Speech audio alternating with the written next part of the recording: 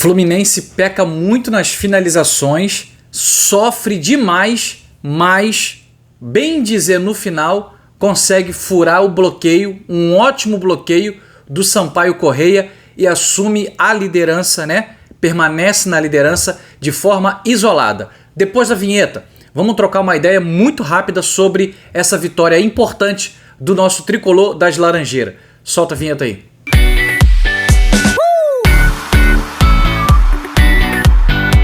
Fala, torcida tricolor, sejam todos muito bem-vindos. Esse é o canal Meu Tricolor, muito prazer. Eu sou o Fagner e para mim é sempre um motivo de alegria estar aqui com todos vocês, beleza?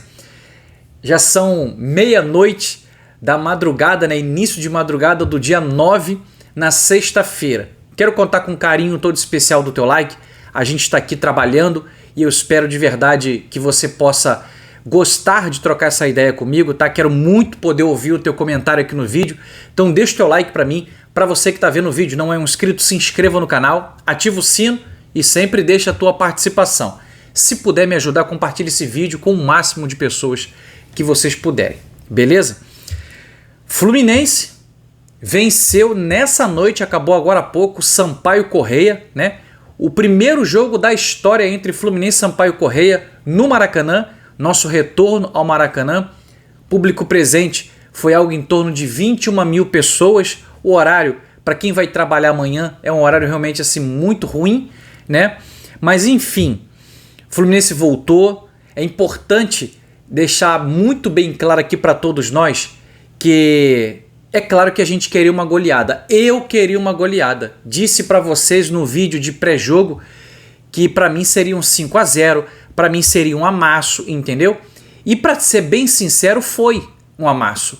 É porque as bolas não entraram, porque do outro lado tem uma zaga, tem um goleiro, entendeu? E, ao meu ver, o Alfredo Sampaio, que é o novo técnico do Sampaio Corrêa, já iniciou fazendo um trabalho muito bom, muito bom. Porque você vai enfrentar um time grande, campeão da Libertadores, que fica com a bola o tempo todo, você tem que se fechar e sair nas oportunidades de contra-ataque. Foi exatamente assim que o Sampaio Corrêa atuou, jogou, né? Em alguns momentos chegou até passar algum tipo de perigo para a nossa defesa, porque ainda estamos se soltando e mesmo assim a nossa defesa, né, com o Felipe Melo e com o Thiago Santos não tem muita velocidade, né? Pelo lado esquerdo ainda tem o Marcelo, então era um ponto de certa forma frágil, aonde o Sampaio Corrêa iria tentar atacar para poder tentar surpreender o Fluminense, tentar fazer um gol. Mas ainda bem que não teve gol do Sampaio Corrêa. O Sampaio Corrêa se defendeu muito bem. Destaque para mim do Sampaio Corrêa é para o goleiro, o menino de 23 anos, que eu acabei agora me esquecendo o nome dele agora, mas o menino de 23 anos que, olhando para ele, você pensa assim, esse cara tá fora de forma, né? Tá gordinho e tal. Cara, só que o cara tem uma mobilidade muito boa, tá? Tem um reflexo muito bom e para mim foi o nome dessa partida. Não foi nem Germancano que fez o gol da vitória do Fluminense, não. Para mim o nome da partida é o goleiro do Sampaio Corrêa, que evitou praticamente ali 2 gols muito claros do Germancano, né? Gols esse que o Cano teve a oportunidade de abrir o placar no primeiro tempo, uma arrancada muito boa do John Arias. O John Arias para mim tem sido um dos destaques desse início de temporada, com o mesmo vigor, com a mesma capacidade, com a mesma técnica, né? Enquanto os outros estão sentindo um pouco, né, esse retorno, ainda estão pegando o ritmo. Isso aí é muito natural. Eu creio que para você também isso seja natural. Uma coisa é o que você faz no treino. Outra coisa é quando você vai para uma partida oficial e aí você tem um embate muito mais pegado. No treino, a galera não vai chegar duro. Agora no jogo a galera chega duro. No final do jogo, a André tomou uma entrada dura e foi para cima do adversário. Então assim, essa é a diferença de uma partida oficial, tá? Mas quero fazer aqui um destaque também em relação ao nosso tricolor, ao nosso Fluminense. O Fernando Diniz, ele é um cara que ele fica avaliando durante toda a partida as circunstâncias do jogo. O que ele pode fazer, qual é o ponto que ele pode melhorar como treinador para poder fazer com que o seu time consiga fazer os gols. ele não pode entrar e fazer o gol, mas ele tá ali para poder olhar, tem a visão dele, é um cara super experiente para poder ver o que pode acontecer. E aí, ele tirou no intervalo o Thiago Santos e colocou o aniversariante do dia, né, Renato Augusto, completando 36 anos de idade. E uma pena, cara, que ainda Renato Augusto não conseguiu fazer o seu primeiro gol com a camisa do Fluminense. Já tentou contra o Bangu, passou muito perto, e quando foi hoje, a tirada que ele dá no contrapé do goleiro, a comemoração dele, que ele fica chateado, parece até que ele fez o gol. Mas na verdade a bola passou triscando a trave. Uma pena, seria um golaço, né? Muita técnica, muita qualidade, né? Uma genialidade incrível. Mas ainda não entrou o gol do Renato Augusto. E aí o Diniz, ele vai tentando mexer no time para poder fazer com que o seu time possa encontrar o caminho da vitória. Esse é o papel do treinador. E o que me chama a atenção é que, mesmo contra um time pequeno, Sampaio Corrêa, a primeira vez que o Fluminense está jogando oficialmente contra esse time, o Fernando Diniz, em determinado momento no segundo tempo, ele tira Felipe Melo e o Marcelo, até porque já estão cansados, né, voltando de pré-temporada, é natural estar cansado, até jogaram muito na minha opinião, e promove a entrada de Diogo Barbosa e também coloca e entra o Lelê, beleza? Para poder botar mais um atacante, aí você também dá uma revigorada na lateral esquerda com o Diogo Barbosa, e aí você joga para a defesa quem? André, que já tinha ido, né? E ficou a zaga André e Martinelli. No finalzinho da partida que foi entrar o Antônio Carlos porque o Guga sentiu, entendeu? Uma outra coisa importante, Samuel Xavier, no aquecimento antes de começar o jogo, sentiu, né, um desconforto no joelho, então, ou muscular, e não jogou, não foi para essa partida, quem foi o Guga. E aí, cara, o Diniz, ele tenta de tudo para fazer com que o Fluminense consiga colocar a bola para dentro do gol. Manteve Germancano pelos 90 minutos em campo, mais os acréscimos. Promoveu a estreia do Douglas Costa, saindo o Keno, entrou o Douglas Costa. E aí, Douglas Costa ainda se encontrando, ainda se soltando, né? Fez um domínio de bola lá diferente numa virada, mas depois na hora de fazer o arremate final, que era driblar o zagueiro e bater forte no gol, ele acabou perdendo a bola. Mas é fato que a gente vai dar tempo para o Douglas Costa para poder ele se familiarizar cada vez mais com os jogadores do Fluminense e com esse ritmo de partida.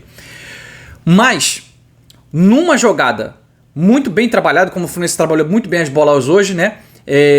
Renato Augusto cruza para uma conclusão de cabeça do Lelê, né? Lelê fazendo o segundo atacante ali junto com o Germancano.